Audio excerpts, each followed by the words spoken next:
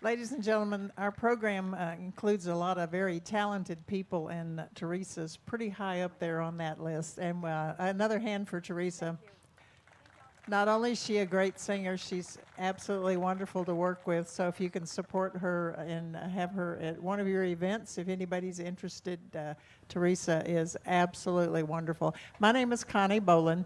25 years ago, my late husband and I decided that it would be a really nice thing to put an airplane out here and have a veteran or a restorer or an owner speak to people about how they operated, what they did, and if they flew in the war or maintained one in the war. We thought that would be a good presentation. Obviously, that was something that everybody agreed with, because here we are 25 years later, and we have grown to a point where we have a very professional production team. We have Sleeping Dog Productions, air-to-air TV, and we are live streaming all of the programs this week that we have done, 2 a day, and of course we'll have 1 today because of the Veterans Parade a little later on. So with that, veterans in the audience, could I have you stand and be recognized? We thank you for your service. Thank you. Our veterans and our freedoms in this country are because of the people who fight for their country, whether it's actually as a veteran or as a volunteer in another role. Here at Oshkosh, we have thousands of volunteers, literally, who help us put on this program for everybody. So to them, we also say thank you. But thank you. I'm standing here on the Scott's Miracle-Gro logo. Without their support, we wouldn't be able to do this production to the level that we do. So Jim Hagedorn, Scott's Miracle-Gro Company, I say thank you to them once again. And this aircraft here is owned by Fagen Fighters WWII Museum in Granite Falls, Minnesota. Ron and Diane Fagen have been huge supporters of Warbirds in Review, and they're the reason that we have this building behind us. So to Ron and Diane, a special thank you for that. They give this production crew, yes, thank you to Ron and Diane. And in addition to providing us the building, when I say, could we get one of your airplanes? Could we do this, Warbirds in Review, because they are such significant airplanes? They always say, yep, we're in. And to Rod Lewis and the Lewis Foundation, a little eye candy this morning with the Wildcat. Ron and Diane own a Wildcat, but it's in for annual right now, so let's just bring in another one. And Rod says, sure, yeah, I'll put my airplane out here so you can see that as well. Enough from me. I will ask you to direct your attention to the Jumbotron, and we'll watch the intro video that was put together by Scott Guyette and his team at Sleeping Dog. I know you will enjoy that. And then General Ed McElhenney, a retired brigadier general with the Kansas Air National Guard. He'll come out here to be your moderator and introduce our guest. And we have a very special surprise for you today. So please, to the video.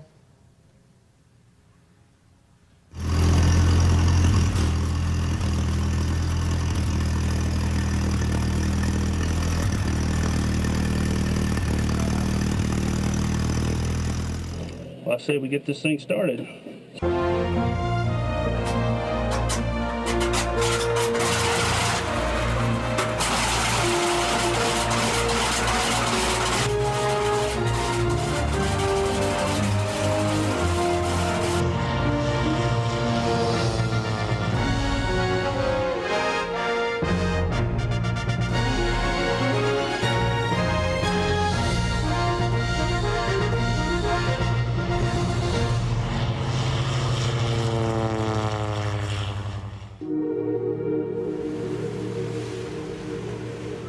The Imperial Japanese battleship Yamato and her sister ship Musashi were the largest and most heavily armed battleships ever built. More than 860 feet long, each ship could fire 18-inch, 3,000-pound explosive shells more than 26 miles. Both ships were sunk by U.S. Navy dive bombers and torpedo bombers near the end of World War II.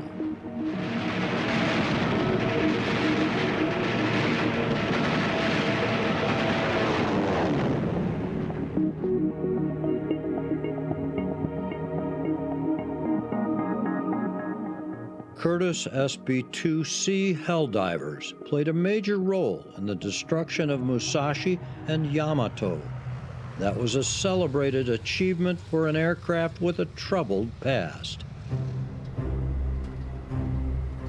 Curtiss-Wright Corporation had introduced its first dive bomber in 1928 by redesigning the Curtiss Falcon, a carrier-based biplane fighter. They gave the new airplane a shorter and stronger fuselage, dive brakes, and the 450 horsepower Pratt & Whitney radial engine. They called it Helldiver, but it was slower than Navy fighters coming into use at the time, and after less than a year in service, it was withdrawn from Navy squadrons. In 1932, Curtiss tried again with a high-wing monoplane dive bomber, but it too was slow, and in one dive bombing test, its wing structure failed, though the pilots survived. Rebuilt as a biplane and designated SBC-3, it entered service in 1937 on the U.S. carriers Yorktown, Saratoga, and Enterprise. Equipped with the larger 950 horsepower engine, it became the Curtiss SBC-4, the last biplane to serve the U.S. military.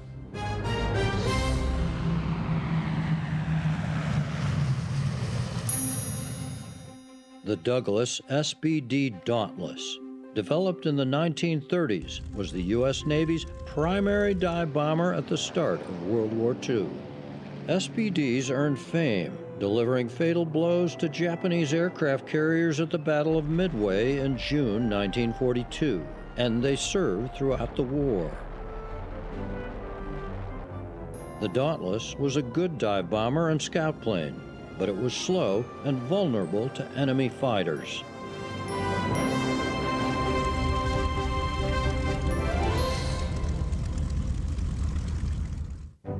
The U.S. Navy wanted a replacement. Curtiss delivered a new prototype, the XB2C, in 1940, with high expectations. Unofficially named the Helldiver, it crashed after an engine failure, was rebuilt, and crashed again when its wing came apart.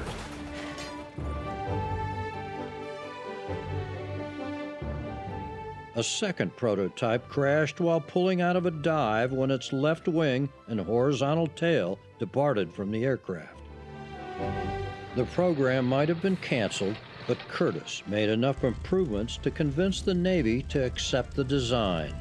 More changes were required before the Helldiver entered Navy and Marine squadrons.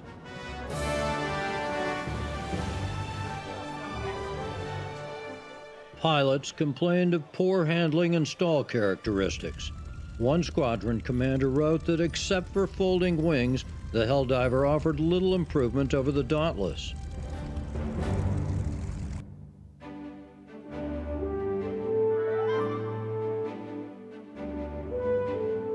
Late modifications, long delays in production and delivery, and a scathing U.S. Senate report on Helldiver production contributed to the decline of Curtiss as a company.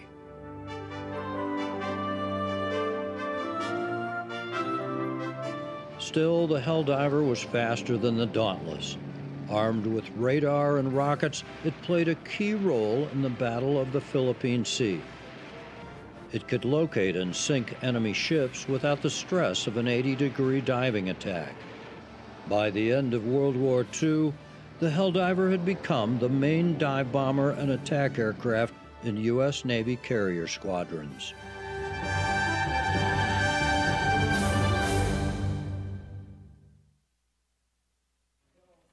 Away we go. All right. Is this us, I guess? Gentlemen, Okay. front and center. Oops. Oops. Bad. I know there's This one came more on. in here. Uh-oh. Okay. We're having technical difficulties at the moment. He'll be out shortly. Okay. Okay, thanks. He's good. Come on, Ron. There we go. All right. Zippy, let's go. All right, follow me. Thanks, Connie.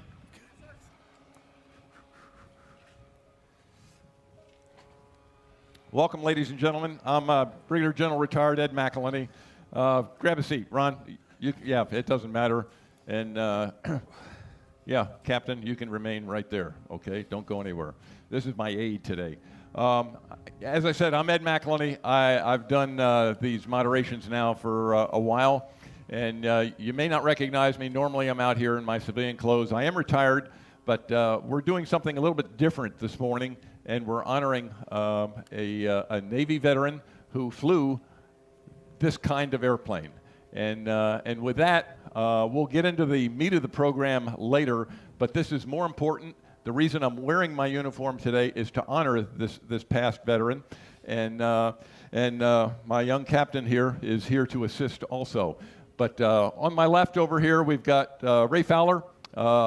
He is the pilot, let's see, one of two pilots, is that right, checked out in this airplane right now. A pilot of considerable experience. I'll make mention already. He wears this uniform on a semi-regular basis also. He's a member of the Montgomery Air National Guard down there. He's an F-35 pilot. Let's see, he's an Airbus pilot. He's a Warbird pilot. Yeah, you leave the keys out, he's going to fly it and do a good job flying it. So Ray, thanks so much for being here. And then you heard Connie say thank you to the Fagens and what they've done for this program. Ron and Diane, they're both good friends of mine, and well, that's the guy sitting over here right now. Diane unfortunately can't be here because she's taking care of a sick puppy dog, but Ron is here, and that's the guy, so yes, absolutely. Thank you, Ron, for being here. And all my presentations, I always thank the veterans. This time it's going to be a little bit different in that I'm going to ask again. Connie's already done it once, but I'm going to do it again, and you'll understand why here in a second. I'm going to say, all the veterans out there in the audience, please rise and stay standing. So please rise, veterans. Thank you. Stay where you are right now. If those of you others want to stand to honor this past lieutenant, you can do that also. But with this, I'm going to read the citation. Attention to order. Citation to accompany the presentation of the Navy Cross to Lieutenant J.G. Kenneth Holmes, United States Navy Reserve, for extraordinary heroism in operations against the enemy while serving as a pilot of a carrier-based Navy dive bomber in Air Group 8, attached to the USS Bunker Hill CV-17 during an attack against the Japanese fleet in the Marianas Islands during the First Battle of the Philippine Sea on 20 June 1944. Flying at extreme combat radius in a strike against major hostile fleet units, Lieutenant J.G. Holmes flew over the assigned area in bold defiance of fierce enemy aerial opposition and a terrific barrage of anti-aircraft fire sent up from guns of all calibers, including main batteries, and pressing home his own vigorous attack at low altitude. Scored a direct hit on a hostile carrier of the Choki class by his airmanship and cool courage in the face of tremendous odds, Lieutenant J.G. Holmes contributed materially to the infliction of extensive and costly damage to the Japanese fleet and upheld the highest traditions of the United States Naval Service.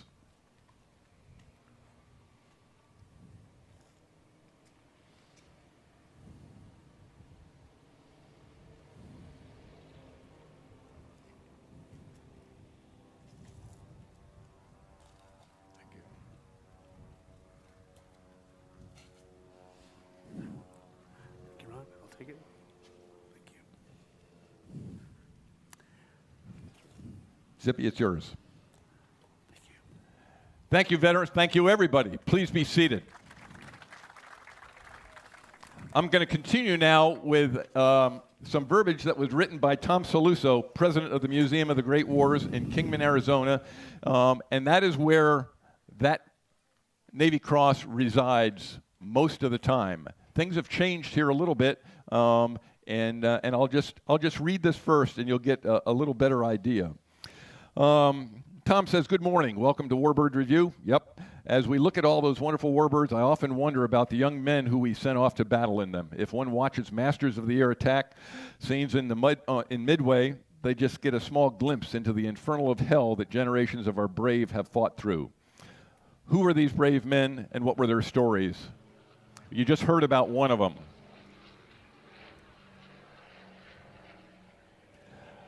Today I would like to share one such story about one such man. Our cast of characters is large as it includes the largest collection of aircraft carriers to ever face off against one another. On one side, the United States Fifth Fleet had a total of 15 carriers, almost 900 aircraft. On the other, the Japanese Mobile Fleet, 9 carriers, 450 airplanes, with an additional 300 land-based aircraft in support. The place is the Philippine Sea near the Mariana Islands, the date 20 June 1944. The previous day had seen wave after wave of Japanese aircraft attempting to attack the Fifth Fleet. Those had been defeated with devastating losses to the Japanese, with fairly light losses on the American side. That part of the battle went so badly for the Japanese that it would be called the Great Marianas Turkey Shoot. That evening, the Japanese licked their wounds, and today started off with both sides trying to locate the other's fleet. Pilots and gunners stood by waiting for the loudspeaker to blare, "Pilots, man your planes." It wasn't until 3:40 in the afternoon that a confirmed sighting of the Japanese fleet, complete with size, speed, and location, was made. Despite it being late in the day and at maximum range of the strike force, the decision was made to launch the attack. Aboard the fleet carrier, Lieutenant J.G. Kenneth Holmes was listening for those words, ordering him to his plane. Kenneth was a 24-year-old California native, studied agriculture before the war, joined the Navy in '42, been aboard the Bunker Hill for about 3 months. He'd flown combat missions before, but never anything quite like this. Got into his Curtiss Helldiver, Pratt & Whitney R2600, was already being warmed up, swinging the 4-bladed Curtiss electric prop with ease. Helped by a ground crew, he got situated in the cockpit while his tail gunner, aviation gunner's mate Marvin, strapped in behind him. With the carrier pointed in the wind, chocks were pulled, 8-ton aircraft lumbered down the deck, joined up in formation, headed into the history books.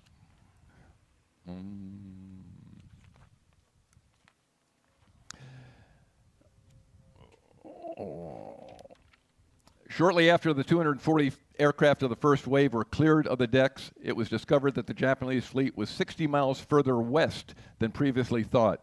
This was well over 300 miles away and well beyond the safe distance to assure a successful return.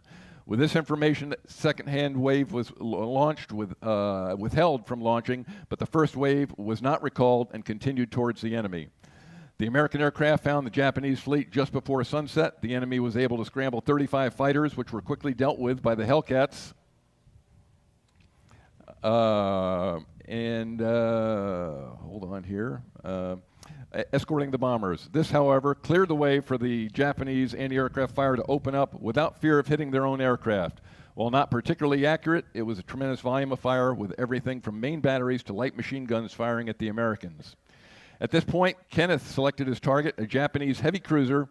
From a fairly low altitude, he attacked. Despite flying through a wall of Japanese lead, he pressed home his attack, scoring a direct hit on his target. With the attack over, he and other crews began the journey into the darkness heading east. Undoubtedly, the mixture was leaned as far as possible, and eyes were glued to the windscreen with hopes of seeing the fleet. Aboard the USS Hornet, Admiral Joseph Clark had a hard decision to make. He knew the importance of being blacked out, but he knew it would be almost impossible for his returning air crews to find their ship. With that in mind, he ordered the searchlights turned on, pointed straight up as a beacon. The commander of the Fifth Fleet backed up this decision. Soon every ship was illuminated.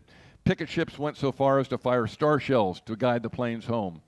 As the aircraft began to make contact with the fleet, many had no choice but to ditch. Many went down in groups to better facilitate being rescued. Planes were allowed to land on any available deck, although for many, their first night carrier landing resulted in a crash. Kenneth and his gunner spotted the fleet, made a success, and made for a light carrier, the USS Cabot. Kenneth was able to successfully land his Helldiver without damage. He was the only Helldiver from Bunker Hill to be successfully recovered that night. In all, 80 American aircraft either forced a ditch or crashed into the carriers, although the majority of the crews were saved. An additional 20 aircraft were lost to Japanese fighters and anti-aircraft fire. This battle effectively ended Japanese naval air power in the Pacific. The next time the few remaining Japanese carriers would sail only would be with a handful of aircraft to serve as a diversion. For his actions in the finest traditions of naval service, Lieutenant J.G. Kenneth Holmes was awarded the Navy Cross, which is what you heard today. He would ultimately fly 41 combat missions in the Helldiver, also earning a Distinguished Flying Cross and 6 air medals. returned home to California after the war, settled down with a wife, 3 kids, taught high school, industrial arts, and retired in 1971. Kenneth passed away in 2019 at the age of 101 years old. Today we have the honor of telling a story, and by telling a story, we are telling stories of the men who repaired the planes, loaded the weapons, sailed the ships. We tell the stories of Rosie the Riveter, of the Boy Scout who collected scrap metal, the Junior Red Cross girl who sewed personal effect bags for the sailors overseas. Through this story, through this medal, through this aircraft before us, we get to honor the men and women of the greatest generation. On behalf of all of us from the Museum of the Great Wars, Fagen Fighters, and the P4Y Privateer Group, thank you.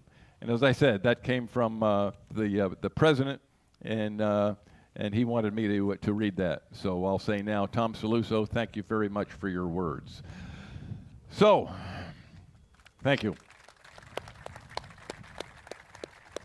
I'll get a little more history on that Navy Cross. That Navy Cross that resides there in Kingman, it started its journey with a young lady. Where is she? Right there. Jill Granetsky. Jill, stand up for a second. Jill is the caretaker of that medal right now. And it started in Las Vegas, she said, with an airline. And the airline was Southwest. And I'll ask Corey. Corey, please stand up. Corey is representative of Southwest Airlines. And they did an absolute first-class job of transporting that medal on one of their airplanes from Las Vegas here to Milwaukee. Jill took over after that, but she said it was impressive. It was the medal was in the cockpit. The captain announced it. It was their special airplane. The red, white, and blue was at the gate. They flew it in, and as I remember, I think, Jill, you said that, hey, it came in and the water cannons went off. So the water cannons encircled the airplane as they came in. So, Corey, I say thank you so much for honoring this past veteran.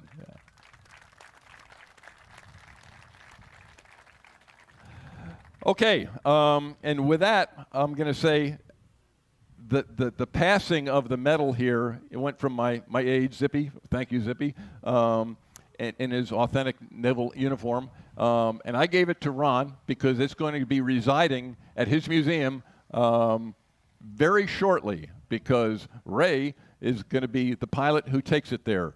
So I gave it to Ron. Ron gave it to Ray, and I would estimate, probably in an hour and 15, 20 minutes or so, that medal is going to be on its way to the Fagen Museum, flown by Ray. So that was the sequence of events that we had here today, and I thank you, Ray, for your transport, and Ron, I thank you for being the caretaker for, and I'm not even sure, how long do you think you're going to have it up there? Do you know? 3 weeks. 3 weeks. It's going to be at the Fagen Fighters Museum for 3 weeks up there, and then it will be returned to Kingman, from what I understand. And Corey, you can help me there. Southwest, there you go. Southwest is going to do it again. Hey, so thank you. Go ahead, Ron. Yeah, it's going to be the 4-engine Navy privateer that's here, World War II privateer that's out here in the ramp. It's coming to Granite Falls next week. Okay. And it'll remain there until our air event, and then we will be transporting the medal to the Navy privateer. Okay. Because its home base is Arizona, and they're taking it home to the museum. Outstanding. From Granite Falls. Okay. Yep, that's how it's going. Thank you. Yep. All right, so now you got an idea of this airplane and what people have done with this airplane way back when, and now we'll get into the nuts and bolts. And Ron is directly responsible for it being here. We already thanked Rod for that airplane being here, but the way it'll work is I'm going to talk to Ron a little bit about, hey, why he got it, where he got it, how long he's had it, how long it took to get in this condition. It was an award winner last year, too, as I remember, right? It was, even though it was 3 weeks from being completely finished, we got it here. Okay, but it's completely finished now, and so, yeah, maybe more awards are coming. And then we'll talk to this guy over here on my left, and he can talk a little bit about ups and downs, lefts and rights, and how it is to fly. There aren't many out there flying, and I think this is it the only one? That's number 2. Number It's 2. actually Now number there's 3. now Okay, there's 3. now there's 3 of them flying. But Ray is probably, one of the high-time Helldiver pilots right now. So we'll talk to Ray a little bit about flying the airplane and some of the nuts and bolts about it. So that's kind of the sequence. And so I'll start with you, Ron, and just say, okay, how did it get here? Is this something that you wanted all along, or was this something that fell in your lap? What made you decide, hey, I want a Helldiver? Well, we told our story last year, but this year we were going to have Don McPherson here with the presentation. Don McPherson is 103, and he is the oldest living ace. And on Wednesday, he wasn't able to make it. So anyway, we're here, and my story is... Well, he was a Wildcat pilot, though, right? He was a Wildcat pilot. Wildcat on pilot, the ethics. okay? Yep. On the ethics, and he'd been on this airplane. But anyway, so this airplane, a lot of people have heard the story, but this airplane, goes back 17, 18, 19 years ago now, and I looked at the trade plane, and I looked in there, and it says, own possibly the second flying Helldiver in the world. It says, most parts, easy restoration. and I said, oh, okay, I bought it sight unseen. I said, where do I send the check? So I bought it sight unseen, and there was a nice guy, but there's nothing true to that statement. Where was it located? It was in Virginia. It was recovered off the end of an air base there, where it sat for years and years and years. And but it come with several semis of pieces and parts. It was all there. And some stuff was terrible, and some stuff was great. But what was nice about this particular Helldiver project, there was no corrosion on anything, because it laid in the nice dry area for all those years. So, but anyway, the bottom line, it took us 17 years to restore it. We actually quit 1 year and gave up. And we said, well, we can't give up, so we finished it, and I'm really glad we did. And because it was the number 2 Helldiver flying in the world, and now there's another one flying. There's 3 of us now, but it's a huge airplane, and I'm really glad that we did get it restored and got her flying. Yeah, well, thank you for that. Obviously, we appreciate it being here and your efforts in that regard. But yeah, I'll say it's got a rather tainted history, I guess, not this particular airplane, but the design itself. And right. Ray can jump in here and talk about this. But this airplane, when it was first designed, was just, my dad was a aviation machinist mate in the Navy. He's 102 years old now, and still kicking. He's kind of a grumpy old man, but that's just to his son, I think. That's what he is. But anyway, he worked more on Hellcats and Wildcats and Corsairs. And I mentioned to him, I said, did you ever, work on a Helldiver? And here he is. This is what, a year ago now. I asked him the question, and he's going, the Helldiver, and the wheels are turned, the smoke's coming out of his ears, and he goes, oh yeah, and I gave him the numbers. I said, it's the SB2C, 3C is what it is, or 2C, excuse me. And he goes, yeah. He says, that's a son of a bitch second class. Those were the words he used, okay? And this is from a mechanic who used to work on them, So he didn't have a high regard for the airplane. I'll just ask Ray, they made a lot of changes, to make it flyable. Tweaks, who was it? I guess Steve Hinton Sr. yesterday was telling me about the P-38, and it was kind of the same. He said, hey, in war, you do what you have to do to make the thing flyable and usable, and they did that to the P-38 also, but I think they did that to this airplane, and Ray may know more about some of the tweaks that they did to it. And I think they have figured it out. I actually called Steve because he's one of the newest Helldiver pilots with the 3rd aircraft that's flying, and of course he's the most accomplished warbird flyer in the world. So he called me and we were talking about it. And by the way, I am no expert, so I do have a fair amount of time in this airplane since it's flown. But the Commemorative Air Force has been flying one for years. So those guys are pros, and that's where I've seen it fly to other events. But since I've been in this airplane, of course, all pilots lie, you know that, but I have not made a bad landing in this airplane yet. It does not make a bad landing. So when I was talking to Steve, I told him, I said, the airplane lands like it's on a bed of pillows. And of course, I'm sitting here thinking, I don't want to sound braggadocious, like I really know how to land the airplane, because I don't. I'm still figuring it out myself. But Steve actually came back with feedback, and he goes, man, you were right. It just absolutely is so smooth. Now, obviously, we're not landing the airplane at the weights that we were flying. We're certainly not landing them on the carrier where they would have been very slow. And it's just they did figure out the design and much of the airplanes in the day, like the Corsair. The Corsair was a horrible carrier-based airplane in fact, that's why they gave them to the Marines. Same with this airplane. Once they could figure out to make the airplane stick to the deck once they touched down, it obviously was very successful. But it flies like it looks. It is a wonderful flying airplane. Hats off to Ron. I do love it if you guys are doing a restoration. I think Ron is a sucker for these ads that say quick restoration. So if you guys want another airplane restored, just run an ad in the thing and say easy restoration, and Ron will probably call and buy it on the spot, because it's a common tale, I think, for a few airplanes. But over the years, I have been very blessed to come out to their events, which are spectacular in Granite Falls.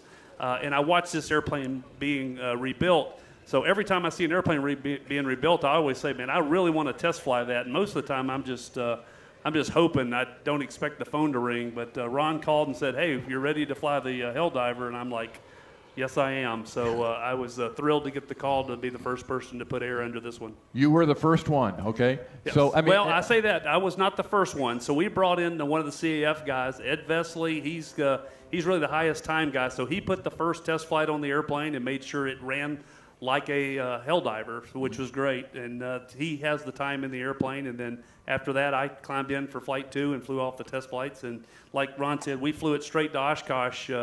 Once we got to the 10th of time over Granite Falls, we headed over to Oshkosh last year with it. Okay, and you said that other guy flew it first, okay, but then for you, you get into the books first. It's like any airplane, right? You sit there and say, hey, you got to get systems first. There's no simulator for this, so you get into the books and a checklist. Is there emergency procedures checklist? Tell me about. There is, one thing I love to make fun of the Navy, being an Air Force guy, of course, and thanks to Ron, I think I have more Navy airplanes on my pilot's license than I do Army Air Corps or other airplanes. So I don't know how I feel about that. It's kind of conflicting. But, the one thing about the Navy I will say is they very much did make the airplanes ensign-proof. So for the most part, you can climb into a Navy airplane, including the Helldiver, and things just make sense. They put things and they tell you, the gear is up and down. You can read on how to fold the wings. You can literally, all the systems are very simple. Fuel is off and on, whereas you get in some of the Army Air Corps airplanes, sometimes I think the engineers were a little complicated, and you have to pay a little more attention in like a P-47 or a P-38 with a fuel system. It's very complicated. So I guess as bad as I hate to give credit to the Navy, they did a very good job on that regard. But this airplane, there's really not a lot of surprises. And I love talking to some of the, over the years, the veterans. They flew everything, they were 19 years old. So, sometimes these things will humble you. So you have to have a healthy respect for them. They are high-performance airplanes. But you also have to remind yourself they gave them to 19-year-olds with 100 hours of flying time. Now, they wrecked a lot of airplanes back then, too, and they just gave them another airplane. So I don't think Ron would be too happy after his 18-year restoration if I tore his up. I don't think that's going to happen. Say, Ron, just start over, and then I'll be back when you get it back flying. So so you do have to pay attention. But it flies like it looks. It flies like a big Cub, and surprisingly fast. It's a fast airplane. So I'm going to race Ron home. He's flying the P-40, so we'll see who wins. Yeah, and I got to ask in that regard, too. Ron, are you checked out in this yet? And if not, why not? I'm probably not going to get checked out in it. Okay. Just because I know the emergency procedure on a few, and I don't want to learn any more. Yeah, okay. I'm getting too old. Yeah. But and when you got young guys like this, I consider Ray one of the top 5 Warbird pilots in the country, and so I know it's in good, safe hands. Anything can happen, of course. And but we want to take good care of it, and I want it in professional hands. Yeah, and I got to ask though, you said, yeah, he's top 5, and inside you said, yeah, I'm maybe top 1,000 or something like that. But you're a high-time Warbird pilot. What else are you flying? You flew the P-40 over here, right? Yeah. You flew the P-40 here because Connie said, hey, we had some fallout, we need some help, Ron. And he sat there and stood up and said, hey, I'll get a P-40 here. So what else are you flying right now? Well, I make it simple for myself because my age, I'm not going to tell you how old, but I'm under 100. But I fly the P-40 and the P-51, and then that's the only 2 fighters that I'm currently flying, and then I fly the trainers, the T6, the BTs, and the primary trainer stuff. And I'm not going to complicate myself learning more stuff because I'm too old. Let the young guys fly it. How many flyable airplanes you got at your museum right now? Well, I'm not sure. Huh? Lost count. Lost 23 maybe. Okay. And we don't license everything the same year. We take turns on which ones we give an annual, but most everything flies. Yep. Yep, and if you all haven't been there, we'll have a little announcement later about the air show that they're going to have, but it's an absolute spectacular museum up there. I would say wagers, maybe not in terms of size, but in terms of cleanliness, in terms of just how it's presented to the Smithsonian. I mean, it is that, and it's Granite Falls, Minnesota, not that far from here, but like I said, there's an air show coming up there shortly, and we'll talk about it. Ray, about this airplane though, it replaced the SBD, right? I mean, that's more or less what they were trying to do, and it's got a big bomb bay, supposed to carry a 1,000-pound bomb, right? So it can actually carry up to 2,000 pounds internally. So one Mark 13 torpedo. The nice thing about this airplane, if you look at it next to a TBM, they're very similar in weight. See, the TBM is actually a heavier airplane, so that's the heaviest single-engine aircraft of World War II. But this thing did everything a little better, a little faster, had the ability to carry internal bombs, like I said, up to 2,000 pounds. You could put a mixed match of bombs. Obviously, under the wings, you could put bombs. You could put rockets. Last year, Ron put rockets, which this thing looked pretty awesome, but they took it off before I flew home, which was probably slowed it down, but I thought I'd look pretty cool flying an airplane with rockets hanging under the wing. It's just amazing. And, of course, like Ron said, they were about 3 weeks to go. He has since added all the guns, so 20-millimeter cannons in the wings, 30 caliber guns for the tail gunner. Yeah, and it just has some very unique characteristics. 2 20s in the wings, right? Yes, sir. And then a 30 in the back. And two 30, yeah. But I got to ask that question because they weren't there last year. No. And how do you go about finding guns for a Helldiver? Well, I just waited for them to come up for sale on the gun shows, and they're 30. Well, right. So they're the right gun for the airplane. I finally found 2 of them. Okay. And they're 30 caliber Buffalo guns, heavy machine guns, and these are replicas I got in there. Uh-huh. But everything back there is original, but these are replicas, but I have the real guns, and we will shoot them someday when I get all the right permission. Okay. But That's awesome. So anyway, that'll happen soon. With this year's probably. So are you going to be the guy back there shooting the guns? No. I will Somebody, say, more. That'll be Joshua, I hope, right? Joshua probably. Yeah. So when we left last year, Yeah. so the first passenger to get to ride in the airplane was my son, actually last year leaving Oshkosh. So the airplane was designed to fly, obviously, is with a crew of 2. So what you see in the back is actually ballast for weight and balance in the airplane as it sits right now. But the one thing that's very unique about this airplane that you don't think about, when you're sitting in the front, you can't see anything to the back. So it actually has the first internet's in this airplane. There's a cable that runs from front to back that you can pass notes back and forth. So pretty unique, and it makes me think about the pilots and the gunners, certainly in combat, because if your pilot decides to jump out and you're sitting in the back, other than if you see him go flying by, if you can't communicate with him, you're like, I think I just saw a skydiver come past.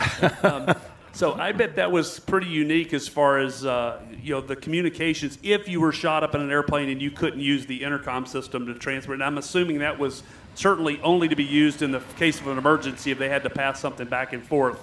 But it's also very unique, the back, how the guns collapse in the very back, and it's a very unique system, as a tail gunner in the back of this airplane. So it was great to have my son be the first one, and of course the second one was Don to get to go ride in the airplane as soon as we got it back to Granite Falls to take him, which is certainly one of the top flights that I've had the opportunity to do.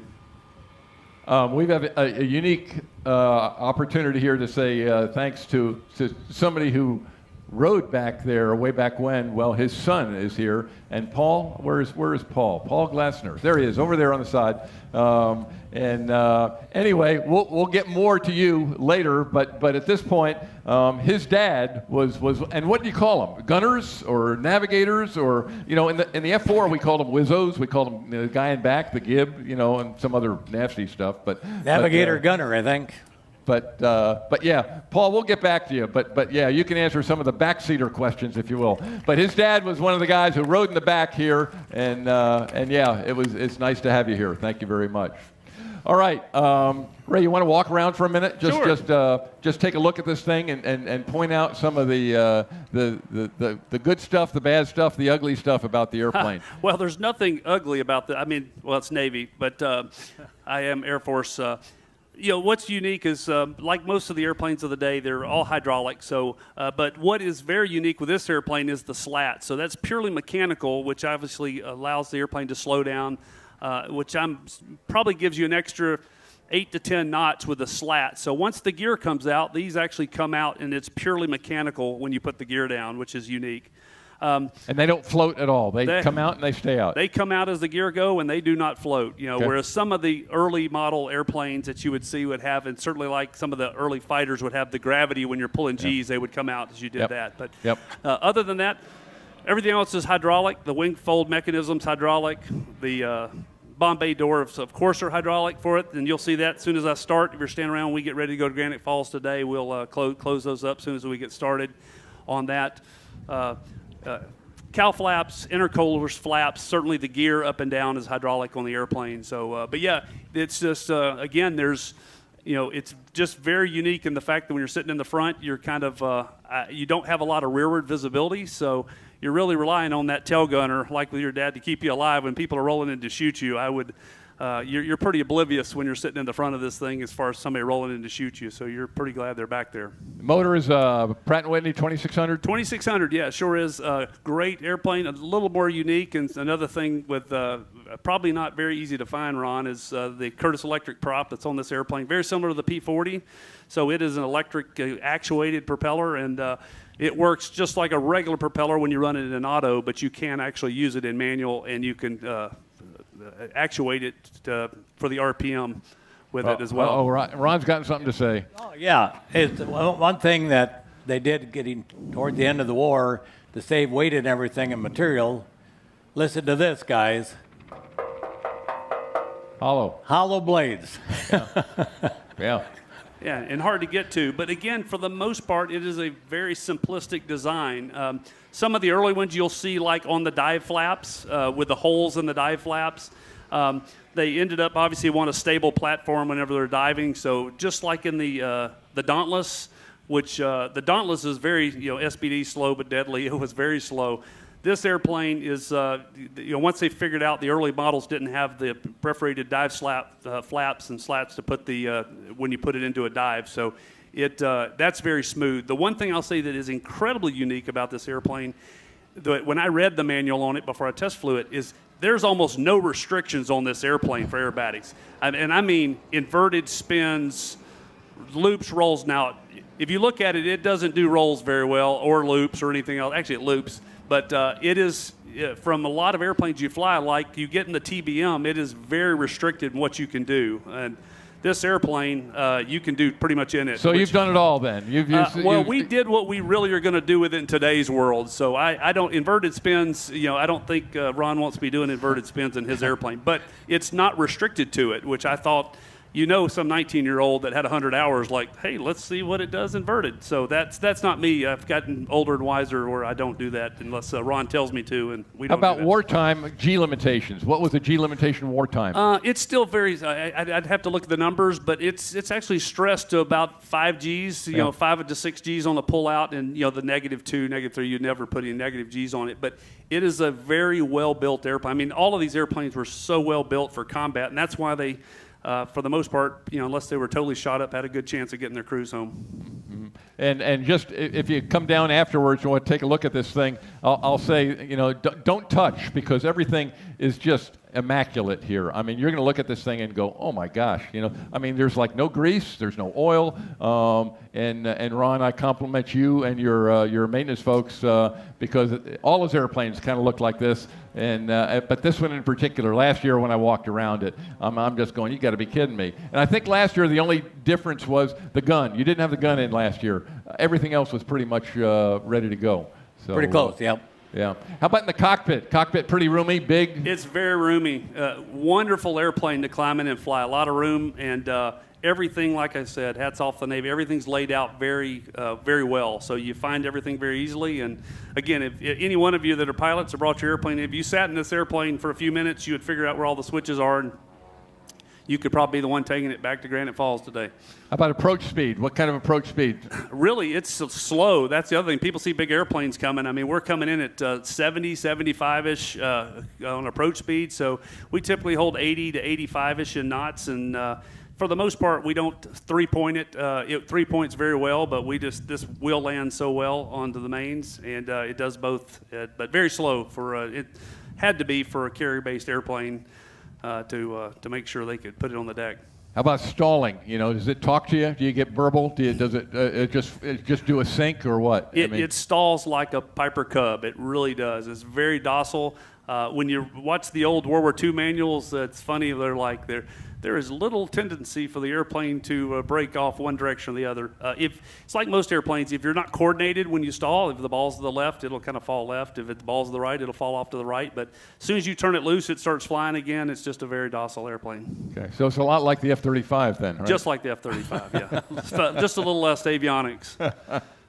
Okay. Anything else on the walk around we need to talk about? I think you covered some of the big issues. Did they use dive brakes all the time when they head down the hill? I heard that it accelerated pretty quick when you pointed it down. I think you would have to. It's such a heavy airplane. If they were doing the dive, and of course the dive bombing would be more for your bombs versus your torpedoes. And the steeper you can dive, unlike all the fighters that figure out all the math on hitting a target, the steeper you can dive, and if you could dive straight down, you could take all the math out and you will nail your target, right? So if you're diving at 30 degrees, there's a lot of math to make that not go short or long of the target. So obviously the dive brakes allowed them to have very steep dives. And again, I would love to go up and do some dive profiles with this airplane. It'd be pretty unique to do it. I've done it in the Dauntless before, but yeah, we don't, no really operational reason to go dive. So dive brakes, they would use them on a regular basis when they pointed down the hill. Yeah, and you can. Everything works on this airplane. It's authentic, just like it would be in World War II. Okay, thanks. I'm going to open it up to Ron for a second here because we need to talk a little bit about this event that's going to be happening in August. And Ron could be a little bit more specific about that. But yeah, it sounds like I'm going to be there with Connie. I'm not sure what I'm going to be doing. We're going to put you to work, Ed. Yeah, that's what I'm worried about. I'm hoping I can just go see an air show. Okay. But Ron, tell us about what's going on up there at your museum. Yeah, on August 16th and 17th, I believe is the date. We're calling it an air event. And it's for the 250th anniversary of the Navy and the Marines. We're not including the Army on this one because that's all we ever did is Army stuff. We're going to lock all the Army airplanes up. We won't even let them out of the hangar. It's going to be a field of blue, and a lot of these blue airplanes that are here are going to be there. They're coming from all over the country, and we're going to have airplanes not only World War II, but we're going to have all the way up to Korean and Vietnam Navy aircraft there too. So, and we'll have a lot of reenactors and things like that. And we're going to fly the airplanes. People can come and see them fly, watch them start up, and do some formation flying and just make a lot of noise. And then we might even open up the aerobatic box that runs parallel to the runway. The airport, by the way, our airport in Granite Falls will be closed to general aviation. It's going to be a closed airport just for the airplanes. Not an air show, not being billed as an air show, but it's going to be closed, so no general traffic. You get aviation, you got to go to a different airport just because we don't have ramp space. Very small airport. But so we're looking to have fun, and we're going to have Don McPherson there. From what Don told us, and he's a member of the American Ace Association, is that he's the last living World War II ace, and he'll be there from Adams, Nebraska. Don lives on a farm at 103, drives in for coffee into town from his farm every morning. Then he'll take a 70-mile ride down the interstate downtown Lincoln, Nebraska to see his doctor at 103. He's amazing. So we're hoping we thought he was going to make it here, but he thought he better save some energy. So anyway, that's going to be a lot of fun. And some guys will be able to have the right people there. We'll fly off some low altitude waivers and different things like that. So we'll have something. We'll have, small town airport, but we have a lot of people that come in and be a lot of things to see, and then walk through the museum, and you can see the locked up Army Air Corps planes in their hangar. We'll let them loose. Are you going to let Ray fly something? Are you going to be flying up there? Oh, I think so. Maybe. Maybe? Yeah. Give you the keys to something. Ray will be there flying this thing. Okay, good deal. I'm not sure what he'll be flying something. I know that.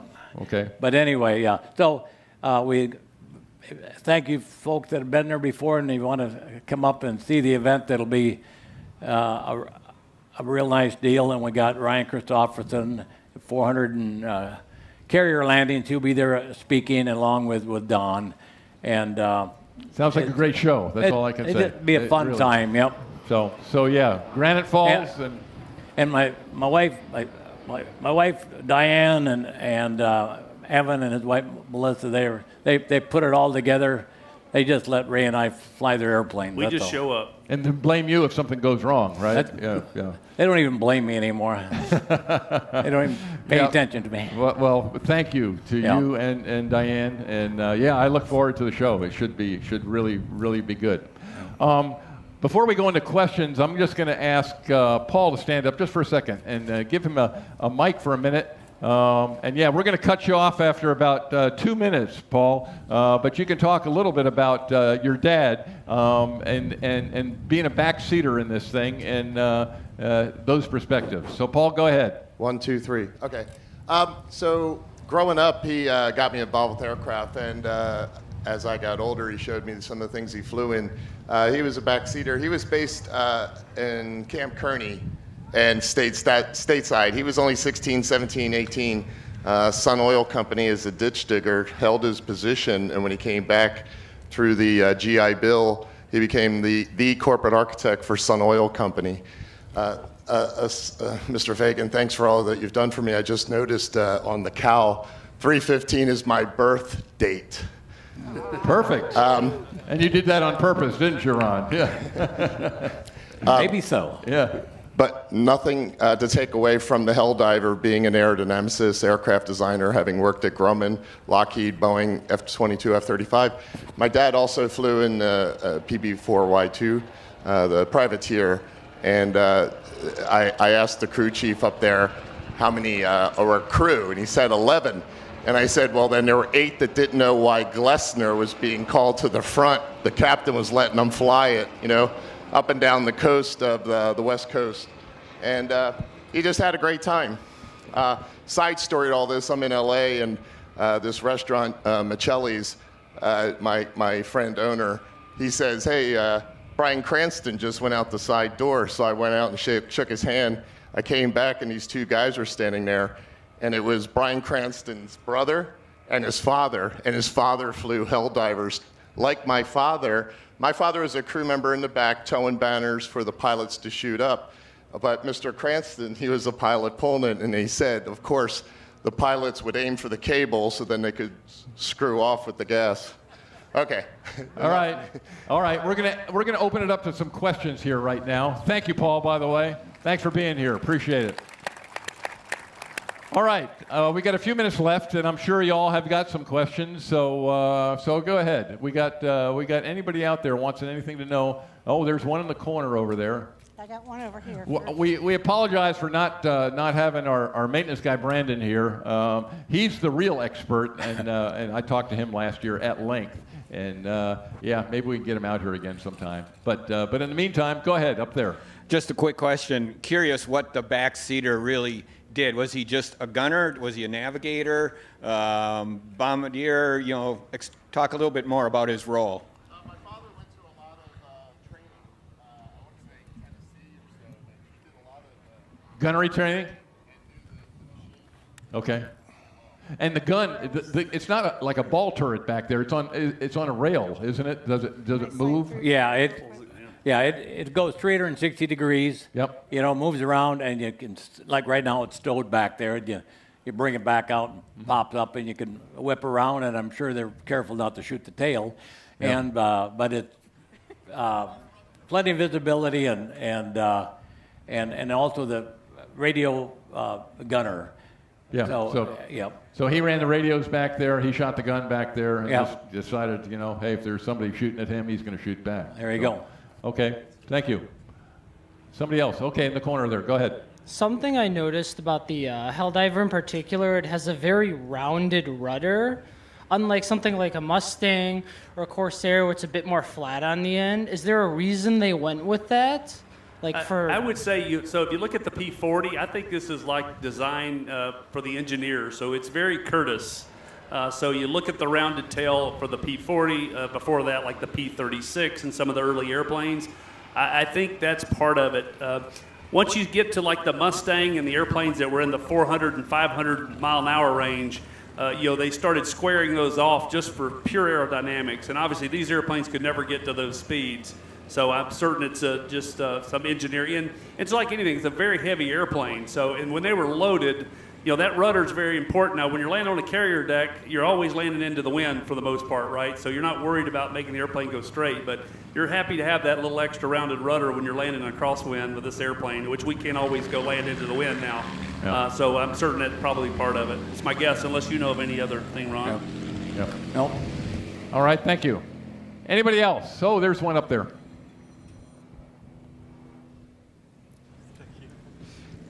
Thank you. Thank you guys very much for bringing this plane. We really appreciate it. Do you guys have any projected time of departure today, or will it make a pass or anything? We won't make a pass because we have to leave as a part of the regular show, but literally once we'll field some other questions once they close the program out, and we'll stand around the airplanes, but as soon as they hook this airplane out and get it out, we're going to start pressing that direction. So I would guess in the next 45 minutes we'll be starting to go fly. But we'll take off right now unless something changes. We'll take off. You'll see us, but they'll make us turn out and go down the lakeside, so won't let us make a pass. We would love to, but that might make everybody else mad at us. So if you want pictures, make them quick because, it's going to be out of here. But then if you want to see it again, just go to the show. We'll in fly it a August. lot in Granite Falls. You'll get some pretty – and what's neat about that is, again, there'll be 2 of everything that flies, so there'll be some very unique formations that hopefully you've never seen before at that event. Okay, I think we're getting close. Anybody else out there? Okay, Paul, one more. One thing, my dad was number 2 of 5 boys, and his brother flew the Dauntless. Not the Dauntless, the Dauntless. Avenger, TVM Avenger, or the SBD Dauntless. One of the 2 of those. Okay. Cool. So it's in the family, so to speak. Okay. Yep. Okay. All right, any more? All right, in that case, I'm going to say, Ron, thank you for your dedication. Yeah, thanks. Ray, Thanks, thank you for your abilities. Uh-huh. And yeah, thanks for bringing the airplane here, keeping this. What's Connie say? Keep them flying. Keep them flying, as you say. Okay. So thank you both. And folks, thank you so much. And I guess Connie doesn't want a speaking part. The next show, Veterans Parade is at what time did we say? 12:30. 12:30 Veterans Parade here, and we've got one more show tomorrow morning. Okay, we'll get this off and then in the morning, and that's the Bonanza that's out there, believe it or not. And it's a Vietnam painted up, and it actually flew in the Vietnam War. So, folks, thanks for being here. Appreciate it. See you next time.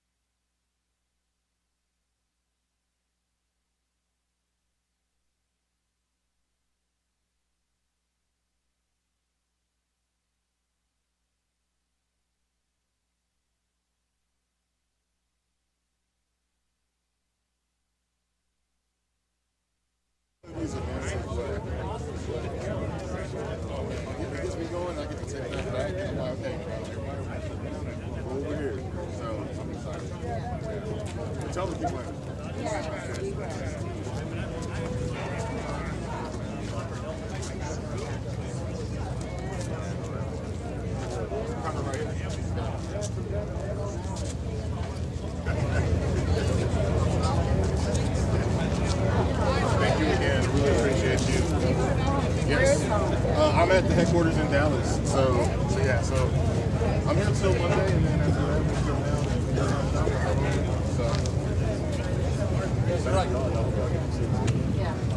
thank you.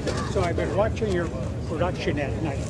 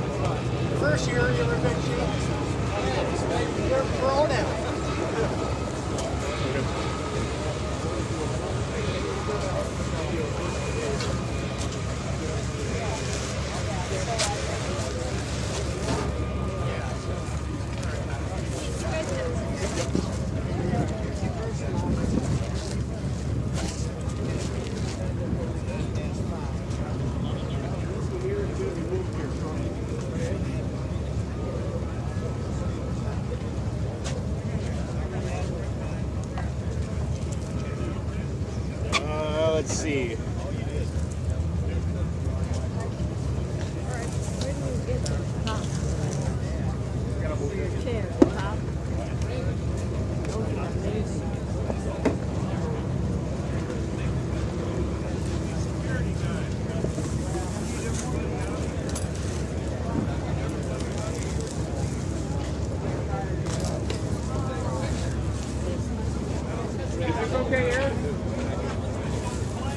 We're probably gonna have to move, yeah, because he's gonna.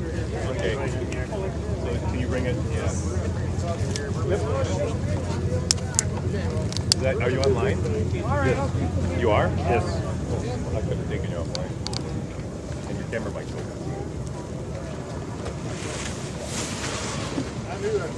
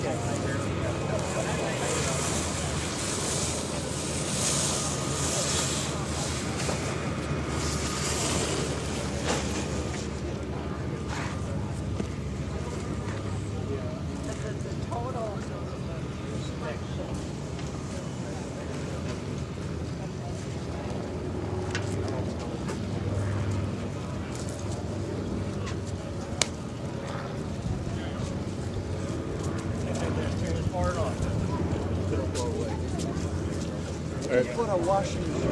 Read the book.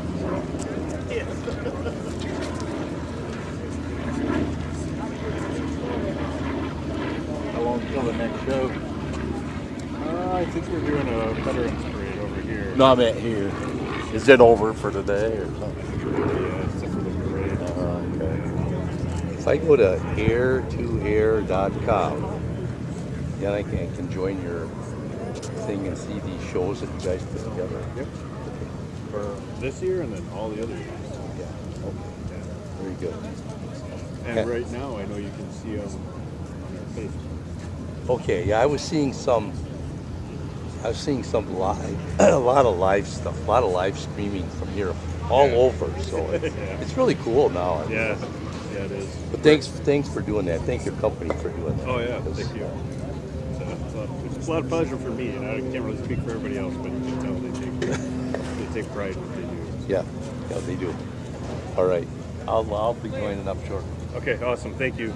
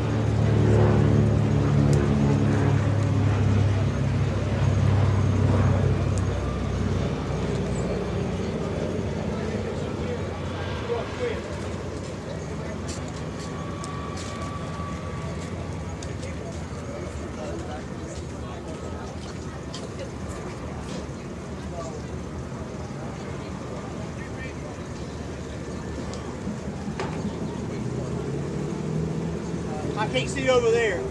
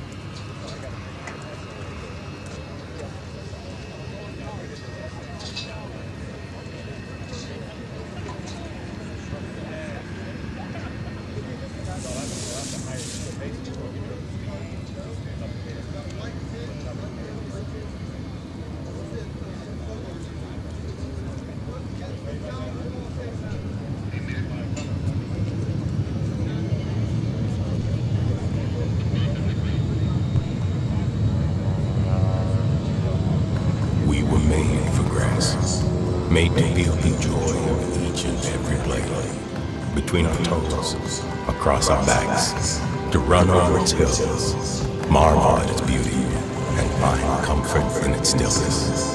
We were made for grass. It's where we battled and celebrated, built monuments, grew families, forged memories, and pushed ourselves farther than ever before. We were made for grass, to care for, nurture, and cultivate. We've always made sure to have a patch of our own, because there's no greater feeling than being on the grass, except leaving it.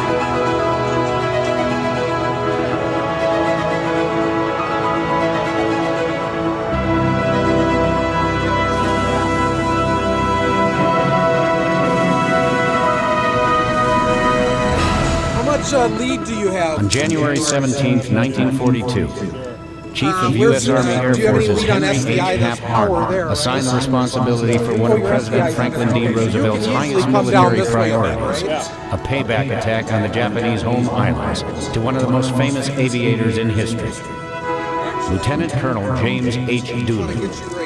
In a mere 66 days, Doolittle had identified the airplanes that could be modified to launch a carrier-based attack some 450 miles from Japan, had assembled the volunteer crews, modified the Mitchell B-25s to give them the range to reach a safe haven in free China after the raid, and accomplished the mapping and charting the crews would require.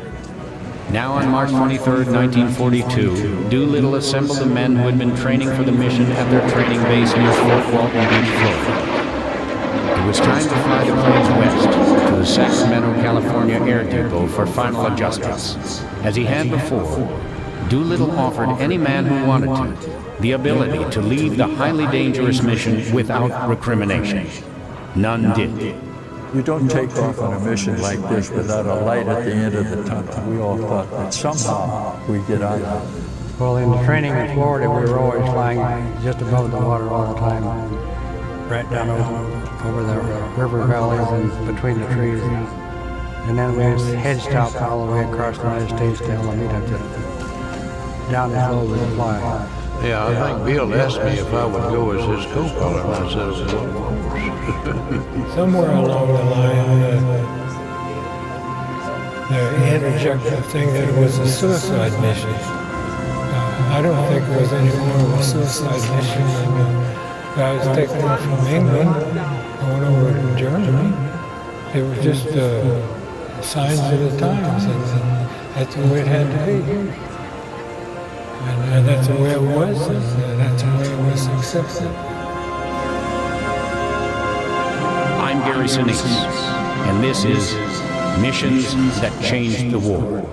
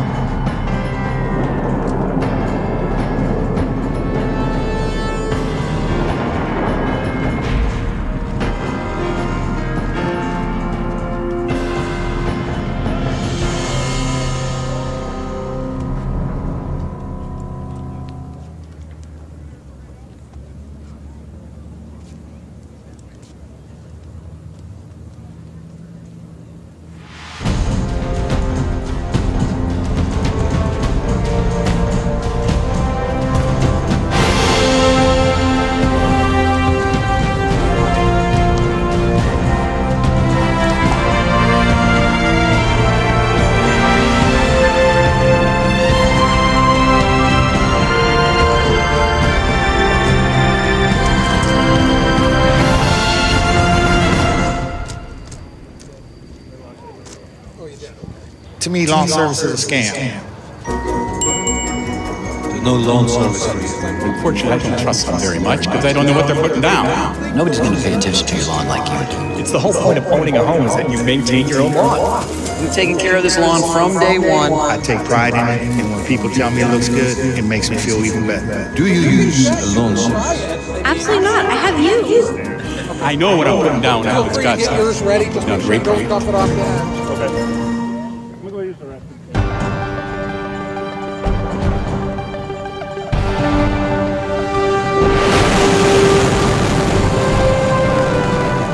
STS-27 was my third launch, and it was only the second launch after the Challenger X.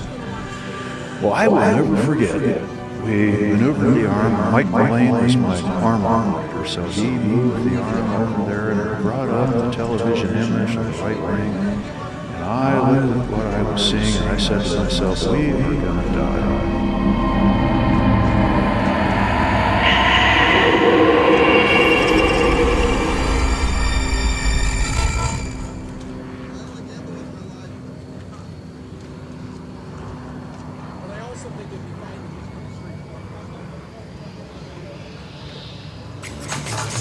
Plants aren't so different from us, are they, Ryan?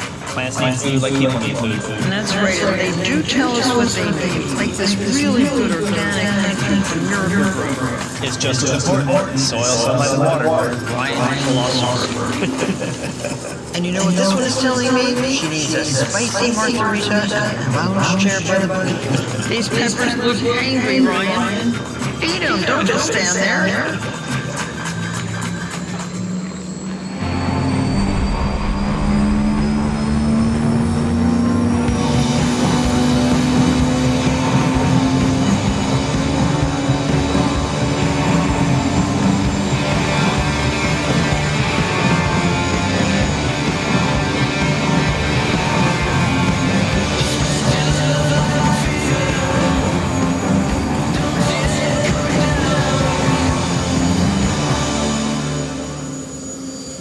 We started this controversy about whether this is dirt or soil. Everyone's all up in arms about it. So what do you call it? You say dirt, I say soil, you say soil. When do I say soil? I never say soil. You just did.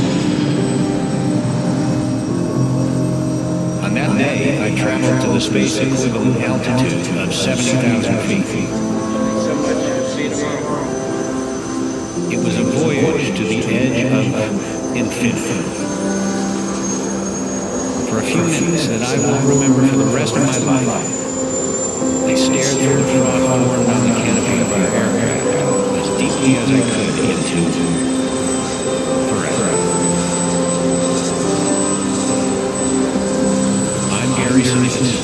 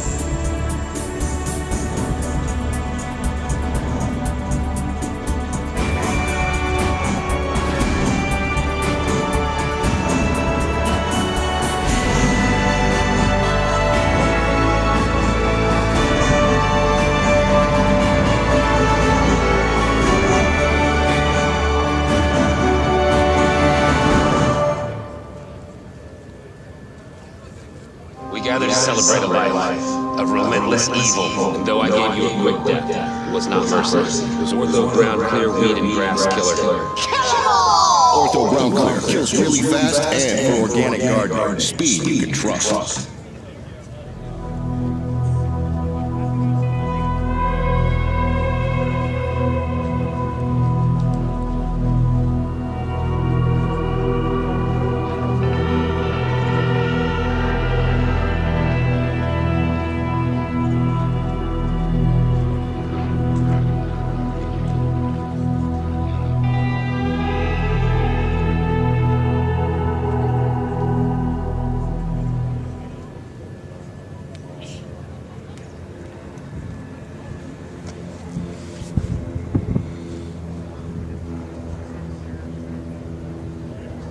So he comes back in a few minutes with a guy about his age, same size. Now, this is the camp commander. And I said, this was Saturday morning.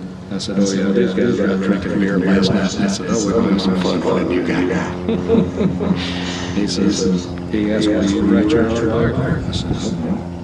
They talked about Vietnamese. He says, he asked you one last time? I said, no. They talked about it. He orders you to write your autobiography. I take my orders from the chief of staff of the United States Air Force. He talked all over Vietnamese. He says, one more time? I shook his head. And the camp commander looks up in very good English and says, you will be very sorry. Got up and walked out. 2 or 3 minutes later, this big guy comes in, the biggest Vietnamese I saw. And they put me on my arms right up behind me. I couldn't do it again. My life depended on it. My palms were together behind my neck. I could scratch my neck. And they put Vietnamese handcuffs right there. And they walked out. And I thought, yeah, this is a big deal. About 5 minutes later, my hands were numb, my arms were numb. Shortly, my shoulders were numb. Pretty soon, my chest was numb. And it proved, for me at least, the whole point was, we can make you do it. What that sergeant had said, we'll show you that we run this camp. You'll do what we tell you to do. Then that night, when you were asked, this was really my low point. When I ate that deal, realized that I had been broken. And it's all I leaned up against the wall, just slumped down. And there was one light way over in the corner. And I looked up and it just kept attracting my attention. And I remember thinking, it was like Moses in the burning bush, I guess. And I sat there and I looked at the light. And whether it was a split second or an hour, I can't tell you. But I had an experience of something happened to me. And it was all over. I feel very comfortable, very secure. You're going to live, you're going to get out of this, and you'll go home someday.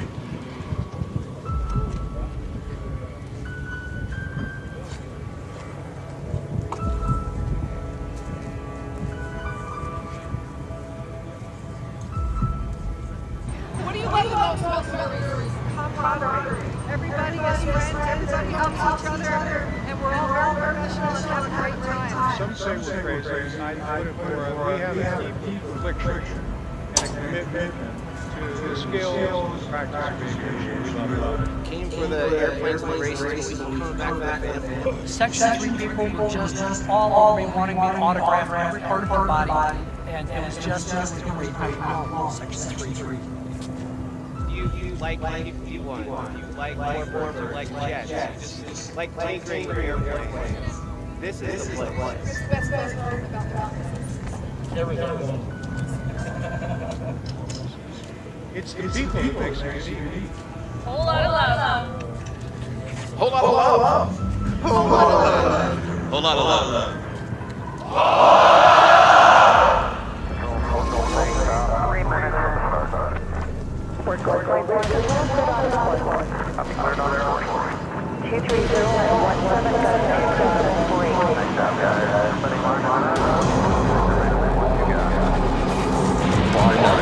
This is fastest